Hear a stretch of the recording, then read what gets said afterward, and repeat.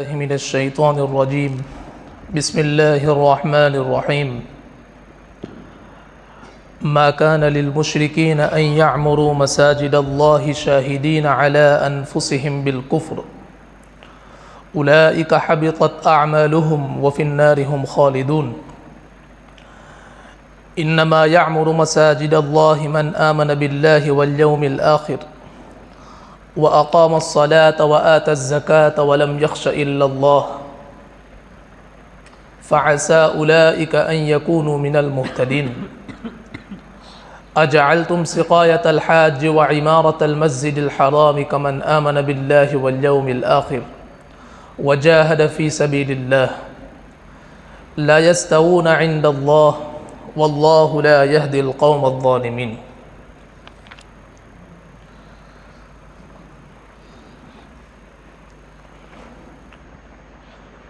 سورہ توبہ کی 2-3 آیتیں آپ حضرات کے سامنے پڑھی گئی۔ مختصر وقت میں اس کی تشریح، اس کا بیک گراؤنڈ اور اس سے حاصل ہونے والا سبق بیان کرنا مقصود ہے۔ اللہ تعالیٰ صحیح بات کہنے کی توفیق عطا فرمائے۔ جب تک مکہ مکرمہ فتح نہیں ہوا تھا، اس وقت تک مسجد حرام یعنی کہ جو کعبہ شریف ہے اور اس کے آس پاس کی پوری جو مسجد ہے، اس کے متولی، اس کے ذمہ داران مشرکین مکہ تھے۔ وہی سارا انتظام سنبھالتے تھے، وہی سارے خرچے پورے کرتے تھے، ساری نگرانی، سارے کام کاج وہی انجام دیتے تھے۔ مستقل الگ الگ عہدے تھے، الگ الگ ذمہ داریاں تھیں۔ جیسا کہ آج بھی سعودی کی جو گورنمنٹ ہے، حکومت ہے، وہاں کی منسٹری کے اندر مستقل ایک منسٹری ہے، وزارت ہے، جس کو وزارہ لشؤون الحرمین الشریفین کہا جاتا ہے۔ یعنی کہ یہ جو منسٹری ہے وہ انہی کاموں کو سنبھالے گی، انہی ذمہ داریوں کو ادا کرے گی جن کا تعلق مسجد حرام سے ہے یا مسجد نبوی سے ہے۔ تو اسی طرح جاہلیت کے دور سے یہ چلا آ رہا تھا کہ مسجد حرام کی جو ساری ذمہ داری ہے وہ مشرکین مکہ، خاص طور پر قریش کے جو لوگ تھے، ان کا بڑا کی رول تھا، اس میں مرکزی کردار تھا۔ الگ الگ ذمہ داریاں لوگوں کو سپورٹ کی تھی۔ حج کے زمانے کے اندر جو حجاج آئیں گے ان کو پانی پلانا، ان کے کھانے کھلانے کا انتظام کرنا، اس کے لیے مستقل لوگ تھے، اور اس ذمہ داری کا نام انہوں نے رکھا تھا سقایا۔ کعبہ شریف کی جو چابی ہے، جو دروازہ ہے، وہ فلاں خاندان کے پاس رہے گی، حجابہ اس ذمہ داری کا نام رکھا تھا۔ غرض الگ الگ ذمہ داریاں تھیں اور ہر ایک کا انہوں نے الگ الگ نام رکھا تھا۔ کچھ مشرکین مکہ کے ذہن کے اندر یہ تھا کہ یہ جو سارا کام ہم انجام دے رہے ہیں یہی کافی ہے، اور یہ ہماری نجات کے لیے بالکل انف ہے، کافی ہے۔ سب سے پہلے اللہ تبارک و تعالیٰ نے ان آیتوں کے اندر ان کی جو بنیادی کمزوری تھی، بنیادی خرابی تھی، اس کے سب سے پہلے کوڈ کیا، ما کان للمشرکین، کہ ان کا دعویٰ تو یہ ہے کہ اللہ کے گھر کی ذمہ داری ہم ادا کر رہے ہیں، اس کا نظام سنبھال رہے ہیں، اور سب سے پہلی کمی جو ان کے اندر پائی جا رہی ہے وہ شرک کر رہے ہیں۔ اب مشرک اور مسجد، ان دونوں کے درمیان کنیکشن کیسے ہو سکتا ہے؟ اسی کو سب سے پہلے قرآن نے انکار کر دیا، ما کان للمشرکین ان یعمروا مساجد اللہ، کہ مشرکین کا کام ہی نہیں ہے کہ وہ اللہ کی مسجدوں کو آباد کرے۔ یعنی انہوں نے آبادی صرف اسی چیز کو سمجھ رکھا تھا جو ظاہری کام وہ کر رہے تھے، لوگوں کو پانی پلانا، اس کے نگرانی کرنا، باہری دشمن سے اس کی حفاظت کرنا، انہی ذمہ داریوں کو انہوں نے انف سمجھ لیا تھا۔ یہ بھی ذمہ داریاں ہیں، لیکن اصل جو چیز تھی اس کو بھولے ہوئے تھے کہ بھائی شرک کے اندر سب سے پہلے تو آپ پڑے ہوئے ہیں، تو مشرک کا مسجد کے ساتھ تعلق کیسے ہو سکتا ہے؟ پھر اللہ تبارک و تعالیٰ نے مسجد کو آباد کرنا کس کا کام ہے، کون سے طبقے کا کام ہے، اس طبقے کی نشاندہی کر دی کہ انما یعمر مساجد اللہ من آمن باللہ والیوم الآخر۔ مسجدوں کو آباد کرنا ان لوگوں کا کام ہے جن کا اللہ کے اوپر ایمان ہے، جن کا آخرت کے اوپر ایمان ہے، اللہ کے علاوہ وہ کسی سے ڈرتے نہیں ہیں، ایسے لوگوں کا کام ہے مسجدوں کو آباد کرنا۔ تو ایمان والے کی غرض یہ کہ ایک ذمہ داری بتلائی گئی کہ بھائی مسجد کے ساتھ اس کا تعلق ہو، مسجد کی آبادی کی اس کو فکر ہو، اس لیے کہ مسجد کوئی عام جگہ نہیں ہے۔ دنیا کے اندر بہت سی جگہ ہیں، اب عام جگہوں کی طرح وہ کوئی عام جگہ نہیں ہے مسجد۔ حدیثوں کے اندر اللہ کے نبی صلی اللہ علیہ وسلم نے اس کا ایک خاص مقام بیان کر دیا کہ احب البلاد الی اللہ مساجدها، کہ شہر کے اندر تم دیکھتے ہو، دیہاتوں کے اندر، بستی کے اندر بہت سی جگہ ہوتی ہیں، بازار بھی ہوتا ہے، چوراہے بھی ہوتے ہیں، پادر بھی ہوتا ہے، بہت سی چیزیں ہوتی ہیں، گلیاں بھی ہوتی ہیں۔ ان تمام جگہوں کے اندر اللہ تعالیٰ کے نزدیک سب سے زیادہ پسندیدہ جو جگہ ہے وہ مسجد ہے۔ وَأَبْغَضُ الْبِلَادِ إِلَى اللَّهِ تَعَالَى أَسْوَاقُهَا، اور اللہ کے نزدیک بستی کے اندر جتنی بھی جگہ ہیں ان تمام جگہوں میں سب سے زیادہ ناپسندیدہ جگہ بازار ہے، اس لیے کہ وہ گناہوں کا اڈا ہے، وہاں پہ جھوٹ چلتا ہے، وہاں پہ دھوکہ دہی چلتی ہے، وہاں پہ بددیانتی چلتی ہے۔ غرض یہ کہ طرح طرح کی برائیاں وہاں پر پائی جاتی ہیں۔ تو اس حدیث کے اندر اللہ کے نبی صلی اللہ علیہ وسلم نے ایک خاص مقام بیان کر دیا، ہر وہ چیز جو کہ مسجد کے ساتھ جڑ جاتی ہے اس کا حکم الگ ہو جاتا ہے۔ اب یہ مسجد کا پنکھا ہے، اس پنکھے کا حکم وہ نہیں ہے جو کہ میرے اور آپ کے گھر کے اوپر لگا ہوا ہے۔ یہ مسجد کی کرسی ہے، اس کرسی کا حکم وہ نہیں ہے جو میرے اور آپ کے گھر کے اندر رکھی ہوئی ہے۔ ہر چیز کا حکم بدل جاتا ہے، وقف کے تحت آ جاتی ہے، وہ اللہ کے لیے ہو جاتی ہے۔ مسجد کے ساتھ جس شخص کا تعلق ہو جاتا ہے اس کا مقام اللہ کے یہاں الگ ہو جاتا ہے۔ اللہ کے نبی صلی اللہ علیہ وسلم نے فرمایا سبعۃ یظلھم اللہ فی ظلہ یوم لا ظل الا ظلہ، 7 لوگ ایسے ہیں جن کو اللہ تبارک و تعالیٰ اس دن اپنے عرش کے سائے کے اندر جگہ دیں گے جس دن اس کے عرش کے سائے کے علاوہ اور کوئی سایہ نہیں ہوگا۔ 7 لوگوں کی فہرست پھر اللہ کے نبی صلی اللہ علیہ وسلم نے شمار کی، اس میں ایک شخص جس کا تذکرہ کیا رجل قلبہ معلق بالمساجد، کہ ایک وہ شخص ہوگا جس کا دل ہمیشہ مسجد کے ساتھ اٹکا رہتا ہے۔ اٹکا رہنے کا مطلب یہ ہے کہ گھر کے اوپر بھی جاتا ہے تو اس کی فکر فوراً ہوتی ہے کہ کب وقت ہو جائے اور میں مسجد کے اندر پہنچ جاؤں۔ معلق بالمساجد، مسجد کی صاف صفائی کرنے والے کا مقام بھی اللہ تبارک و تعالیٰ کے یہاں الگ ہوتا ہے۔ اللہ کے نبی صلی اللہ علیہ وسلم نے خاص توجہ فرمائی اس کی طرف۔ بخاری شریف کی روایت ہے، ایک رات ایک حبشی عورت کا انتقال ہو گیا۔ مکہ مدینہ کے اندر پہلے ہی سے ایتھوپیا یعنی کہ حبشہ کے لوگ کافی مقدار کے اندر آباد ہیں، جو مسجد نبی کے اندر جھاڑو دیا کرتی تھی۔ اب رات کا وقت تھا تو اس کا انتقال ہوا تو صحابہ کرام نے اللہ کے نبی صلی اللہ علیہ وسلم کو جگانا مناسب نہیں سمجھا اور اپنی طرف سے تجہیز و تکفین کی، جنازے کی نماز پڑھی اور پھر دفنا دیے۔ صبح میں اللہ کے نبی صلی اللہ علیہ وسلم کو معلوم ہوا کہ رات کو ایسا ہوا ہے، تو اللہ کے نبی صلی اللہ علیہ وسلم اس کی قبر کے پاس گئے اور قبر کے اوپر کھڑے رہ کر اس کے لیے دعا اور استغفار کیا۔ بعض روایت کے اندر ہے کہ اللہ کے نبی نے قبر پر اس کی نماز پڑھی۔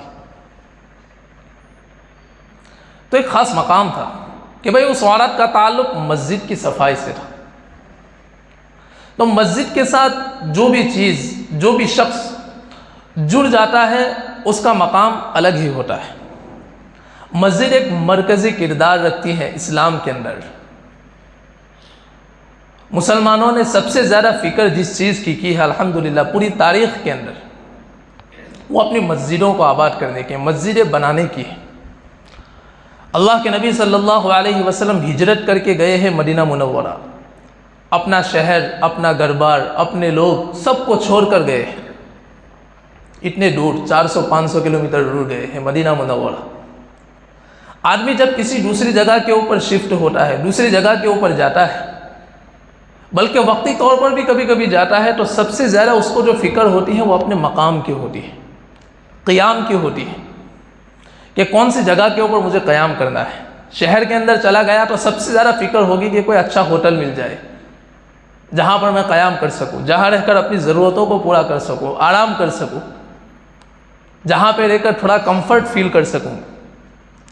دوسری جگہ جاتا ہے تو سب سے زیادہ فکر اپنے قیام کی ہوتی ہے۔ اللہ کے نبی صلی اللہ علیہ وسلم ہجرت کر کے آئے ہیں مدینہ منورہ کے اندر، سب سے پہلے جس چیز کی فکر فرمائی ہے وہ مسجد کی ہے۔ حضرت ابو ایوب انصاری رضی اللہ تعالی عنہ کے گھر کے نزدیک ایک جگہ تھی، پوچھا کہ یہ جگہ کس کی ہے؟ پتہ چلا کہ سہل اور سہیل نامی دو لڑکوں کی ہے، جو اسعد ابن زرارہ غالباً ان کی پرورش کے اندر تھے۔ اللہ کے نبی صلی اللہ علیہ وسلم نے اس زمین کو خریدنا چاہا، صحابہ کرام کے سامنے اس کا تقاضا رکھا کہ ہمیں مسجد بنانا ہے اس جگہ کے اوپر۔ کچھ نہیں بنا، ابھی کسی کا گھر نہیں بنا، کسی چیز کا انتظام نہیں ہوا، فکر سب سے پہلے جس چیز کی ہوئی وہ مسجد کی۔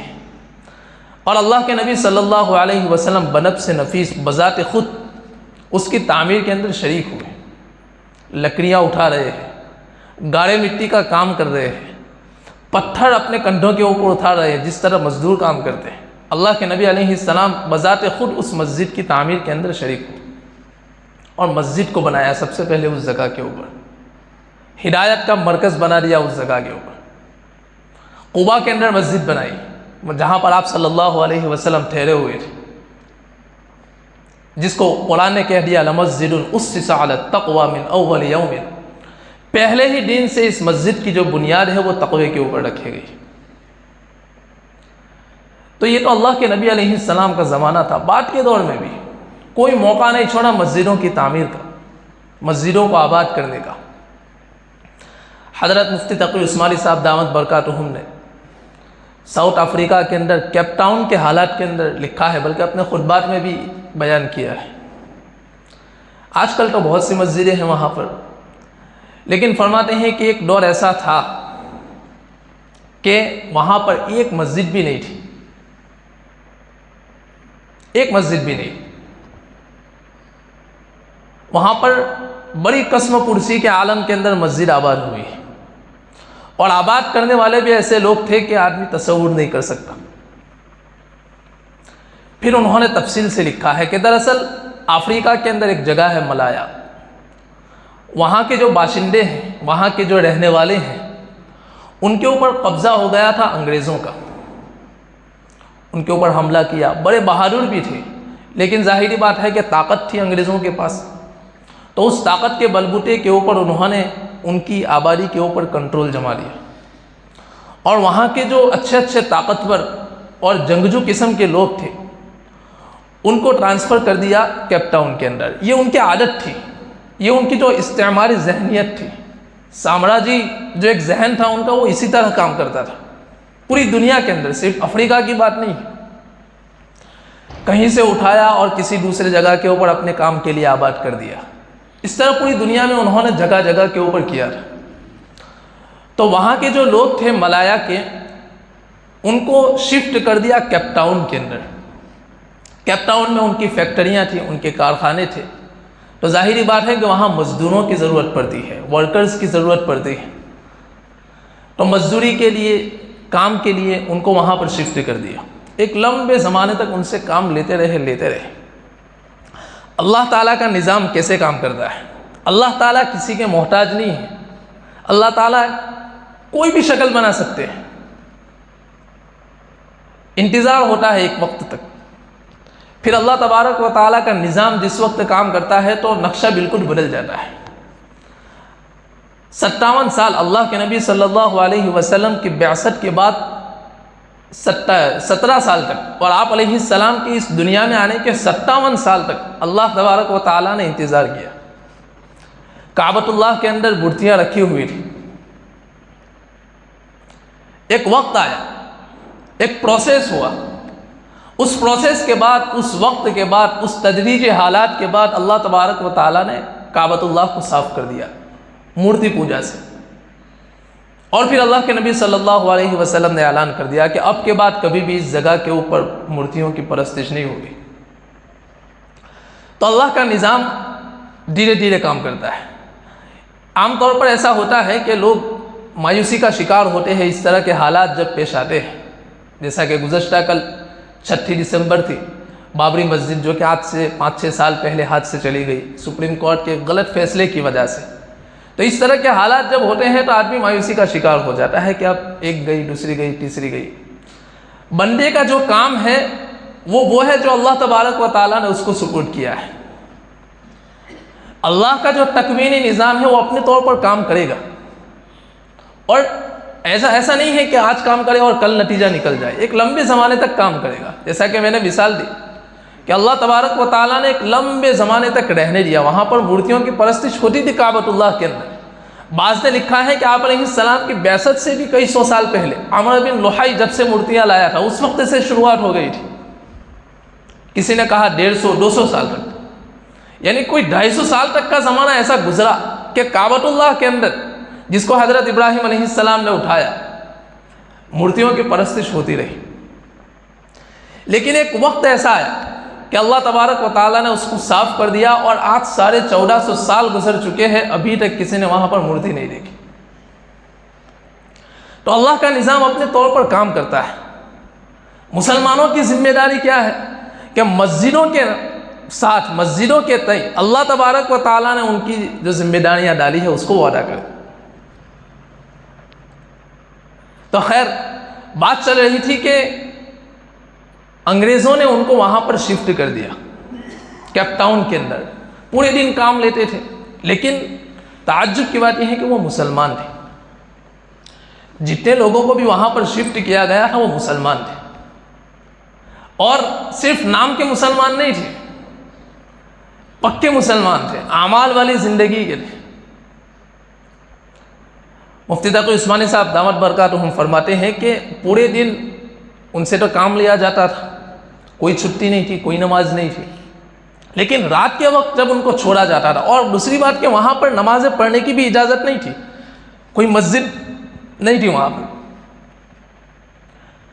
تو سارے کے سارے جب رات کا اندھیرا ہو جاتا تھا تو ایک بڑی جماعت شہر سے دور تھوڑے ایک پہاڑی کے ٹیلے کے اوپر چلے جاتے تھے، اور پورے دن کی نمازیں وہاں پر قضا کرتے تھے، پھر آ جاتے تھے۔ یہ ان کی اپنی فکر تھی۔ اس فکر کے نتیجے میں اللہ تبارک و تعالیٰ نے کیا نظام دکھایا ان کو، کس طرح ان سے کام لیا، اس کو سمجھنا ہے۔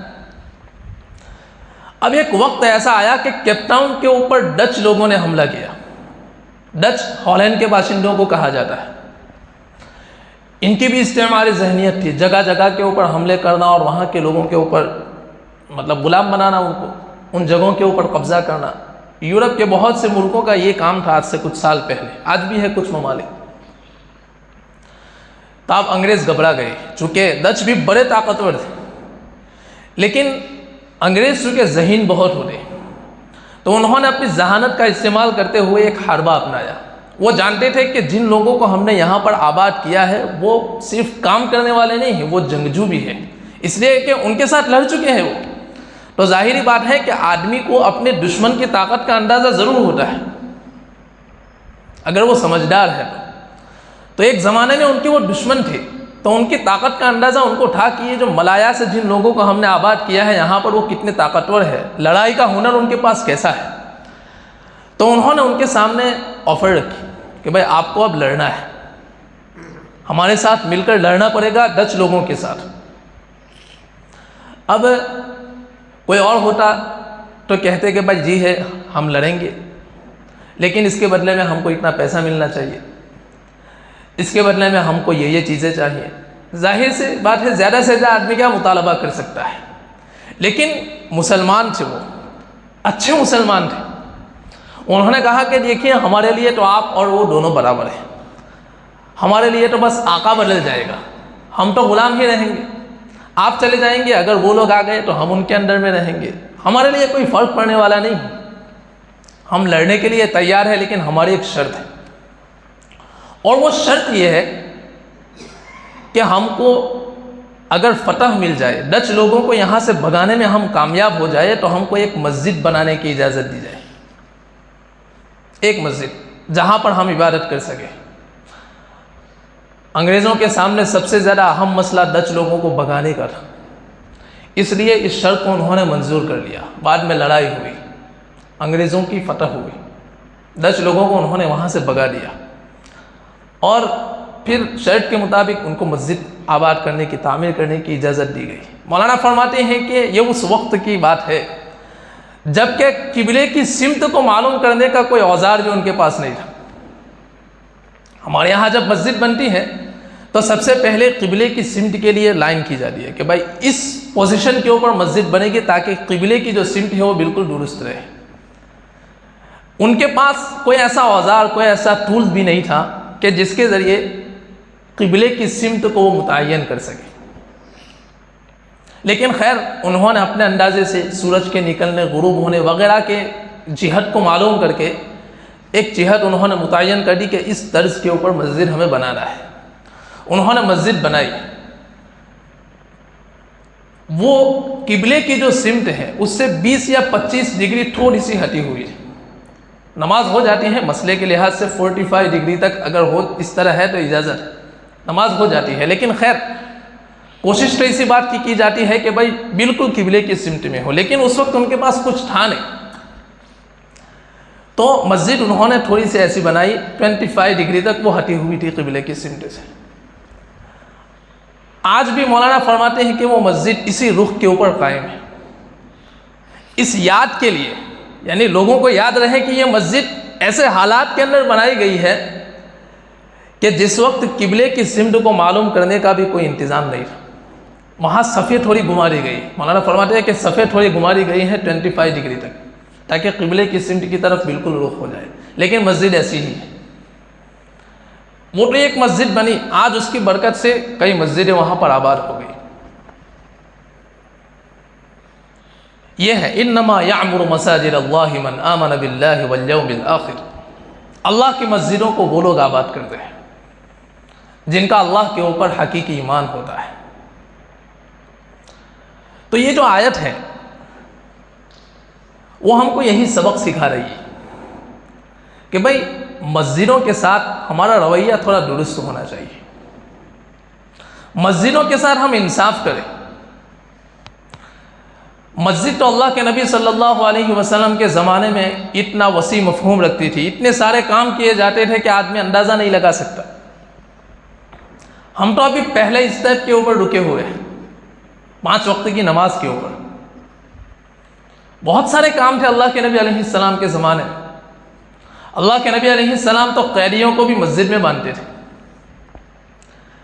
سیرت نگاروں نے لکھا تھا کہ بھائی اگر چاہتے تو کسی اور مکان کے اندر رکھ سکتے تھے، مکانات کی کمی نہیں تھی، کہہ سکتے تھے کہ بھائی حضرت عمر کے گھر کے اوپر رہیں گے، کہہ سکتے تھے کہ بھائی فلاں مکان کے اندر ان کو قید کر دیا جائے، لیکن اللہ کے نبی صلی اللہ علیہ وسلم کا معمول تھا کہ قیدیوں کو یہاں پر باندھا جائے۔ لکھنے والوں نے، سیرت نگاروں نے لکھا ہے کہ اس کی ایک حکمت یہ بھی تھی کہ بھائی وہ مسلمانوں کا جو نظام عبادت ہے اس سے واقف ہو سکے، کہ ایک مسجد مختلف طبقوں کو، مختلف خاندان سے تعلق رکھنے والے افراد کو کس طرح جوڑتی ہے، کس طرح یہاں پر قریش کا اعلیٰ سے اعلیٰ تعلق مقام رکھنے والا ایک سردار اور حضرت بلال حبشی ایک صف کے اندر کھڑے ہوئے۔ اس طرح مسلمانوں کے جو پوری نظام عبادت ہے اس کو وہ غور سے دیکھیں، تاکہ اسلام کی طرف اٹریکٹ ہو سکے، آکرشت ہو سکے۔ اور ایسے واقعات ہوئے کہ مسجد کے اندر قیدی بن کے آئے تھے، لیکن جب نکلے تو اسلام لے کے گئے۔ سمامہ بن اثال، پورا واقعہ ہے بخاری شریف کے اندر، لمبی روایت ہے۔ قیدی بن کر آئے تھے، یمامہ سے آئے تھے، سردار تھے، لیکن غور سے دیکھا ساری چیزیں مسجد کے اندر، مسجد نبوی میں۔ اللہ کے نبی صلی اللہ علیہ وسلم غنیمت کا مال بھی وہیں پہ رکھتے تھے مسجد کے اندر، کہ بھائی تقسیم کیا جائے گا۔ تو مسجدوں کے ساتھ ہمارا رویہ درست ہونا چاہیے، انصاف کریں ہم مسجدوں کے ساتھ۔ ایک تو مسجد کی ظاہری تعمیر ہوتی ہے، ظاہری تعمیر یعنی کہ ہر طرح کی سہولت ہم نے مسجد کے اندر مہیا کر دی، اچھے قالین ہے، گالیچے ہیں، اے سی لگی ہوئی ہے، پنکھے ہیں، دروازے عالیشان ہیں، فرنیچر ٹاپ قسم کا لگا ہوا ہے، یہ اس کی تعمیر ظاہری ہوگی، ظاہری تعمیر ہے۔ اور اصل تعمیر جو مقصود ہے اس آیت کے اندر، انما یعمر مساجد اللہ، باطنی طور پر، روحانی طور پر مسجد کو آباد کرنا، عبادتوں سے، ذکر و تلاوت سے، امر بالمعروف اور نہی عن المنکر سے، قرآن کے پیغام سے، اللہ کے نبی صلی اللہ علیہ وسلم کی حدیثوں سے، ہر طرح سے روحانی طور پر اس کو آباد کرنا، اس کو کہا جاتا ہے روحانی تعمیر۔ یہ اصل مقصود ہے۔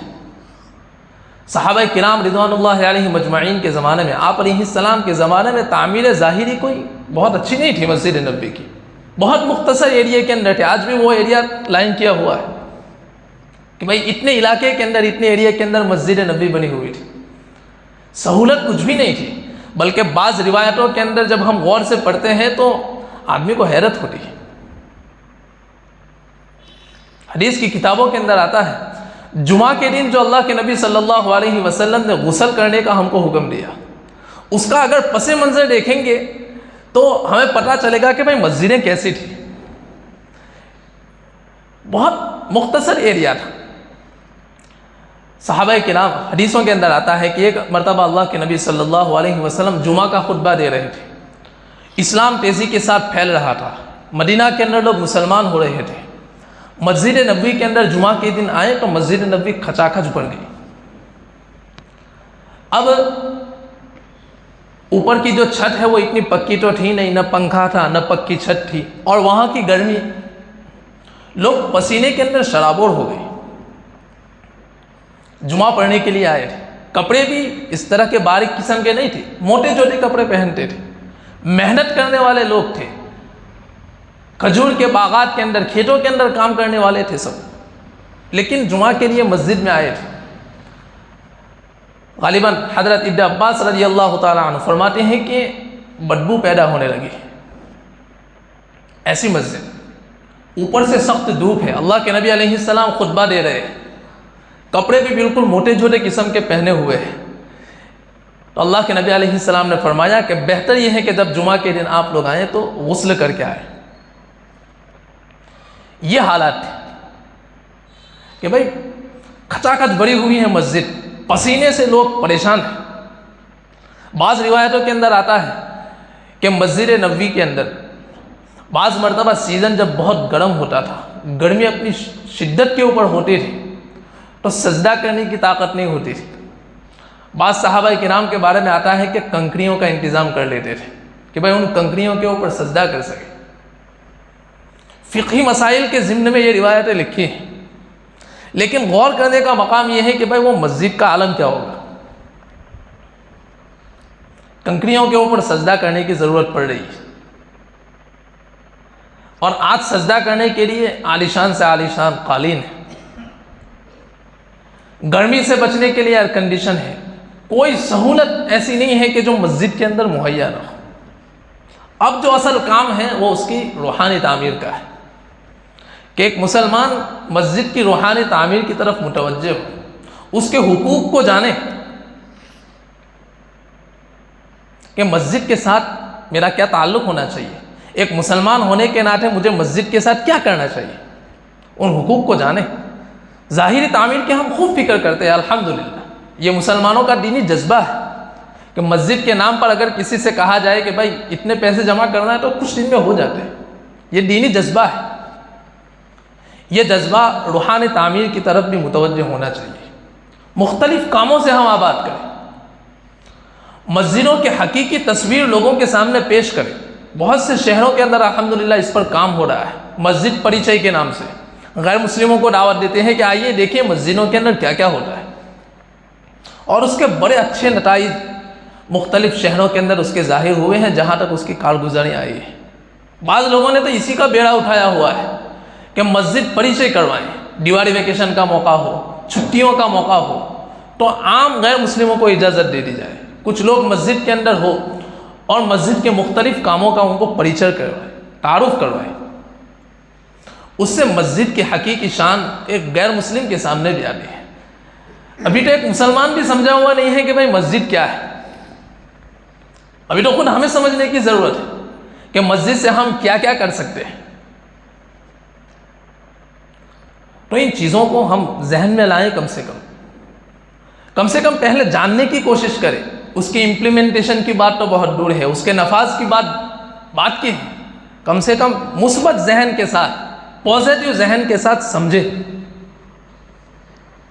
بالکل نیگیٹو سوچ کے ساتھ نہیں کہ ایسا ہے بس ایسا نہیں ہے، نیوٹرل ہو کر سمجھے، پازیٹیو بن کر سمجھے، مثبت سوچ کے ساتھ کہ بھائی مسجد کی کیا کیا کام ہے اور ہم کیا کیا کر سکتے ہیں اپنے لیے، اپنی دینداری کے لیے، اپنی نسلوں کی دینداری کے لیے، سماج کی خیریت کے لیے، لوگوں کی خیر خواہی کے لیے کیا کیا کام ہم انجام دے سکتے ہیں، ان کو سب سے پہلے ہم جانیں اور پھر سوچیں کہ بھائی عملی طور پر اس کے بارے میں ہم کیا کر سکتے ہیں۔ اللہ تبارک و تعالی عمل کی توفیق عطا فرمائے۔ وآخر دعوانا ان الحمد للہ رب العالمین۔ بسم اللہ الرحمن الرحیم۔ اللہم لک الحمد کلہ ولک الشکر کلہ ولک الملک کلہ وإلیک یرجع الامر کلہ۔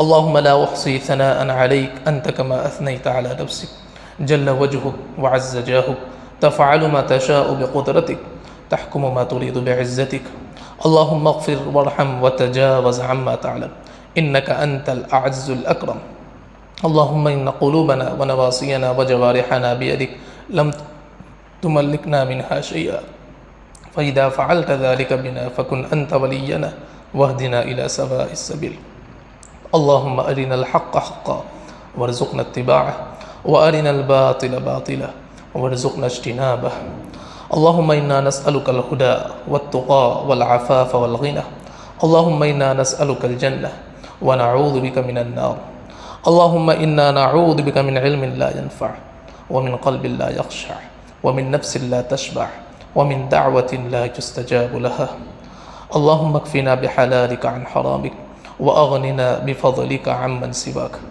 اللهم نور قلوبنا بالقرآن وزين أخلاقنا بالقرآن ونجنا من النار بالقرآن وادخلنا الجنة بالقرآن وصلى الله تعالى على خير خلقه محمد وعلى آله وصحبه أجمعين برحمتك يا أرحم الراحمين۔